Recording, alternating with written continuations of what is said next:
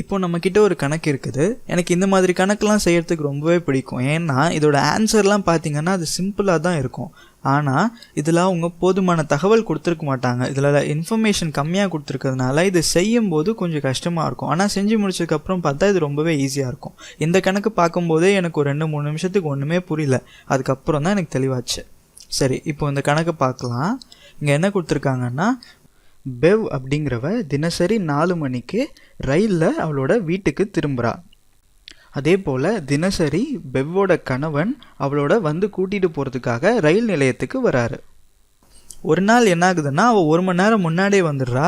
Train 5 மணிக்கு வந்துடுது. ஆனால் அவளோட ஹஸ்பண்ட் அதே டைமில் கிளம்பி அவளை கூட்டிகிட்டு போக வரான். இங்கே பார்த்தீங்கன்னா அவளோட ஹஸ்பண்ட் டெய்லி எந்த டைமில் கிளம்புறானோ அதே டைமில் கிளம்பி அவளை பார்க்கறதுக்காக வரான்.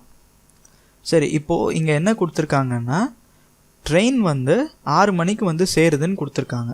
ட்ரெயின் வந்து 6 மணிக்கு ஸ்டேஷன் வந்து சேருது. வழக்கமாக எப்பொழுதும் ட்ரெயின் 6 மணிக்கு ஸ்டேஷன் வந்து சேரும், 4 மணிக்கு கிளம்பும்.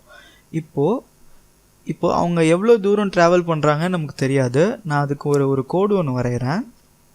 இப்போ இந்த கோடு வரைஞ்சி இதில் பார்த்தோன்னா நமக்கு தெளிவாக இருக்கும். மேலே இவ்வளோ பெரிய பேராகிராஃப் கொடுத்துருக்காங்க. ஆனால் இந்த கோட்டில் பார்த்திங்கன்னா இது ரொம்பவே சிம்பிள் ஆகிடும். ஒரு கோடு ஒன்று போடுறேன். இதை வந்து அவங்க எவ்வளவு தூரம் ட்ராவல் பண்ணுறாங்க அப்படிங்கிறத இந்த கோடு குறிக்குது.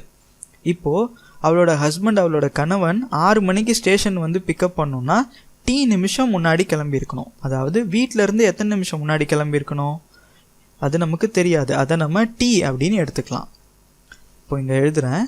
இது வந்து அவங்க மொத்த தூரம். அவன் வீட்டிலேருந்து எத்தனை மணிக்கு கிளம்பணும்? 6 மணிக்கு அவளை கூட்டிகிட்டு போகணுன்னா வீட்டிலேருந்து எத்தனை மணிக்கு கிளம்புறான் அப்படின்னா 6 மணி மைனஸ் T நிமிஷங்கள் முன்னாடி கிளம்புறான். T அப்படிங்கிறது நமக்கு என்னன்னு தெரியாது. T அரை மணி நேரமாக இருந்தால் அவன் 5:30 மணிக்கு கிளம்பலாம். T 1 மணி நேரமாக இருந்தால் அவன் 5 மணிக்கு கிளம்பலாம். சரி, இப்போது 6 மணிக்கு அவளை வந்து கூட்டிகிட்டு திருப்பி வீட்டுக்கு வராங்க. 2 பேரும் திருப்பி அதே தூரம் வீட்டுக்கு வராங்க. அவங்க 6 மணிக்கு உடனே திரும்பிடுறாங்க அப்படின்னு சொல்லலாம். வேறு எங்கேயும் போல் உடனே திரும்பிடுறாங்க. அப்போது திருப்பி வர்றதுக்கு எவ்வளவு நேரம் ஆக போகுது? கண்டிப்பாக அதே நேரம் தான் ஆக போகுது, T. இப்போது வீட்டுக்கு எத்தனை மணிக்கு வந்து சேர்றாங்க? அவன் 6 - T முன்னாடி கிளம்பி 6 மணிக்கு போய் கூட்டிகிட்டு திருப்பி வரான். அப்போ திருப்பி அவங்க வீட்டுக்கு வர அரைவிங் டைம் என்னன்னா 6 மணி + T-யாக இருக்கும். T அப்படிங்கிறது எதுவாக வேணாலும் இருக்கலாம். T அப்படிங்கிறது நமக்கு தெரியாது. சரி, இப்போது முதல் தகவல் புள்ளியை எழுதியாச்சு. ரெண்டாவதாக என்ன கொடுத்துருக்காங்கன்னு பார்க்கறதுக்கு முன்னாடி இதோட மொத்த நிமிஷம் எவ்வளோன்னு பார்த்துடலாமா? இதோட மொத்த நிமிஷம் 2T. இது ரெண்டுத்தையும் கூட்டினீங்கன்னா அவங்களுக்கு மொத்த நேரம் எவ்வளவு ஆகுது? அதாவது அவனுக்கு வீட்டிலேருந்து கிளம்பி ஸ்டேஷன் போய் திருப்பி வர்றதுக்கு 2T டைம் ஆகுது. அடுத்து என்ன கொடுத்துருக்காங்கன்னா, ஒரு நாள் ட்ரெயின் அவன் சீக்கிரமே ஏறுறா. ட்ரெயின் 5 மணிக்கே வந்துடுது. ஆனால் அன்றைக்கி அவன் வழக்கமான நேரத்தில் தான் கிளம்புறான். இவன் வர்றது அவனுக்கு தெரியாது. அப்போது அவன் வழக்கமான டைமில் கிளம்புறான். Leaving at 6 - T. 6 மணி - T வழக்கமான அதே டைமில் கிளம்புறான். அதுக்கப்புறம் என்ன கொடுத்துருக்காங்கன்னா, அவளை பாதி வழியில் பார்க்குறான். ஏன்னா அவன் 5 மணிக்கே வந்துட்டதுனால அவள் கொஞ்சம் தூரம் நடந்து வரா. அப்போ இந்த மொத்த தூரத்தில் கொஞ்சம் தூரம் அவன் ஏற்கனவே நடந்து வந்திருப்பா. இவன் அவளை பாதி வழியில் பார்க்குறான். எவ்வளவு தூரத்தில் பார்க்குறான்னு கொடுக்கல, அதனால நம்ம ஒரு சின்ன கோடு வரையலாம். இந்த தூரத்தில் அவளை பார்க்குறான் அப்படின்னு வச்சுக்கலாம்.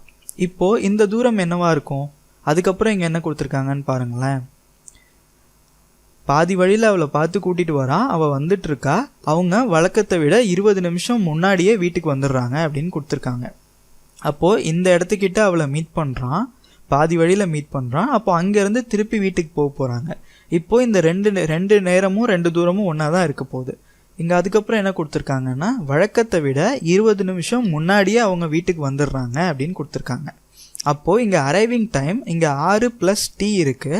இது கூட 20 நிமிஷத்தை நம்ம கழிச்சுக்க போகிறோம். ஏன்னா இந்த நேரத்தை விட 20 நிமிஷம் முன்னாடியே வந்துடுறாங்க. அப்போது 6 + T - 20 இதுதான் அவங்க வீட்டுக்கு வந்து சேர்ற நேரம். இப்போது இவங்களோட மொத்த நேரம் எவ்வளவா இருக்க போகுது? அதாவது வீட்டிலேருந்து கிளம்பி போய் திருப்பி வீட்டுக்கு வந்த நேரம் எவ்வளவா இருக்க போகுது? இது ரெண்டுத்தையும் கூட்டினீங்கன்னா என்ன கிடைக்கும்னா, இது ரெண்டுத்தையும், அதாவது இது ரெண்டுத்தோட வித்தியாசம், இது ரெண்டுத்தையும் கழிக்கணும். இது ரெண்டுத்தோட வித்தியாசத்தை பார்த்தீங்கன்னா 6 கேன்சல் ஆகிடும். மைனஸ் பண்ணிங்கன்னா -T இந்த 2T இது 2T ஆகிடும். 2T - 20 அப்படின்னு ஆகிடும். ஆக இதுதான் அவங்களோட மொத்த நேரம். அவங்க மொத்தமாக ட்ராவல் பண்ண நேரம் 2T - 20. இப்போது இங்கே பார்த்தீங்கன்னா இங்கே 2t அவங்களும் மொத்த நேரமாக இருக்குது. இப்போது இதில் 20 நிமிஷம் முன்னாடி வந்திருக்கிறதுனால இது 2t - 20, இது சரி. அப்போது அவளோட கணவன் வீட்டிலேருந்து கிளம்பி அவளை போய் கூட்டிகிட்டு வர்றதுக்கு எவ்வளோ நேரம் ஆயிருக்கும், அதாவது இந்த நேரம் எவ்வளோ ஆயிருக்கும், அவன் அங்கேருந்து போகிறதுக்கும் அவளை பார்த்து திருப்பி கூட்டிகிட்டு வர்றதுக்கும் ரெண்டுமே ஒரே நேரம் தான் ஆயிருக்கு. அப்போது இதில் பாதி அங்கே ஆயிருக்கும். இப்போ 2t - 20 பாதி t - 10. அப்போது அவள் திருப்பி வர்றதுக்கும் t - 10 ஆயிருக்கும். சரி, இப்போது அடுத்து என்ன கொடுத்துருக்காங்கன்னு பார்க்கலாம். இப்போது t - 10 அவள் வழக்கமாக 6 மணிக்கு அங்கே மீட் பண்ணுறான். அப்போது 10 நிமிஷம் முன்னாடியே வந்துடுறாங்க. t - 10 அப்போது 6 மணிக்கு 10 நிமிஷம் முன்னாடியே போய் அவளை மீட் பண்ணுறதுனால எத்தனை மணிக்கு அவளை போயிட்டு இவன் மீட் பண்ணுறான், 5:50க்கு மீட் பண்ணுறான். ஏன்னா வழக்கமாக 6 மணிக்கு சந்திக்கிறாங்க.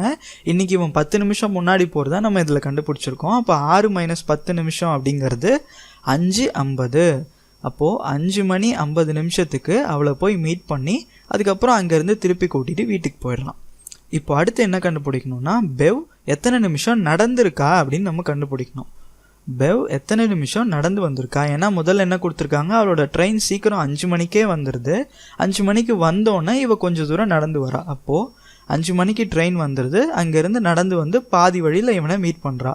அப்போது 5 மணிலேருந்து 5:50 ஆக 50 நிமிஷங்கள் நடந்திருக்கா. அப்போது பெவ் மொத்தம் எவ்வளோ நேரம் நடந்திருக்கான்னா 50 நிமிஷம் நடந்து வந்திருக்கா. இதுதான் நம்மளோட ஆன்சர். நம்ம ஆன்சர் பார்த்திங்கன்னா ஈஸியாக கண்டுபிடிச்சிட்டோம். ஆனால் இங்கே மேலே கொடுத்துருக்குற இந்த பேராகிராஃப் மொத்தத்தையும் படித்து பார்த்திங்கன்னா இதில் தேவையில்லாத தகவல்கள் நிறையா இருக்குது. இதெல்லாம் பார்க்கும்போது தான் உங்களுக்கு ரொம்ப கன்ஃபியூஸ் ஆகும்.